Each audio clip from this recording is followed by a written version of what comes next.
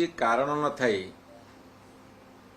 अबेଳରେ April 16, 17, 18 तारीख रे parliament डकेले जे आम सीट बढ़े देबू ता से महिला संरक्षण को जोड़ी देले।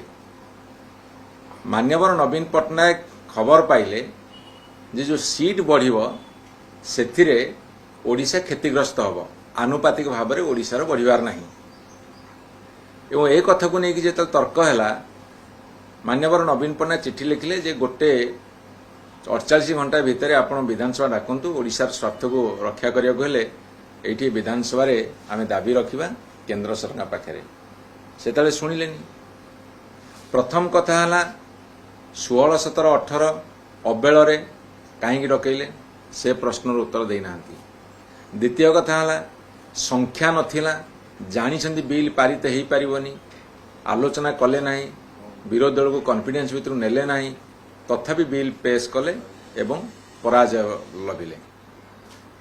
एवं बिल आसीबा पूर्वरु एमपी माने अन्य माने न जानिया पूर्वरु एमाने आग प्रचार लागि गले। प्रधानमंत्री मोदी भाषण देले, नारी बंधन अधिनियम, तापर एटो सबुटी मीटिंग फिटिंग करि पकेले, तापर पार्लियामेंट भितरे लोकसभा भितरे मध्य अनेक आलोचना कले, बिल परास्त हैला। तापर वर्तमान राजरास्ता भाषण, जाति उद्देश्य भाषण, एमती वर्तमान बहुत ड्रामा चलछि। ये 30 तारीख रे विधानसभा हठात 5 दिन 6 दिन गैप रे डकै देवार उद्देश्यटा कौन सेटा मध्य खोलिकरी कहूनाहांती। जे लिखिछंती महिला मानकर भारतर गणतंत्र कौन भूमिका से आलोचना हब। भूमिका कौन आलोचना से करेंगे, कौ भूमिका आलोचना करेंगे, कौन से आलोचना करेंगे। 2023 मसीह महिला आरक्षण बिल पास कले से 500 सीट हो कि 850 सीट हो कि 543 सीट हो कि जेते सीट हो, सीट बढ़िया से आरक्षण कौन संपर्क अच्छी।